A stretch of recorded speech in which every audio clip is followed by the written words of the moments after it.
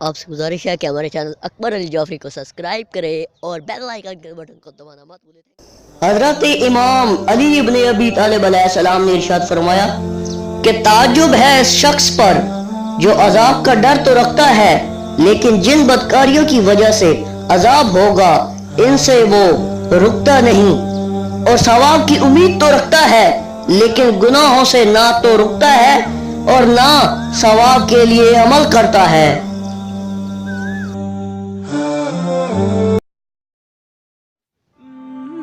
اگر آپ کو ہماری ویڈیو اچھی لگی ہو تو ویڈیو کو لائک کریں، شیئر کریں اور اگر ہو سکے تو برائے مہربانی ہمارے چینل کو سبسکرائب کریں۔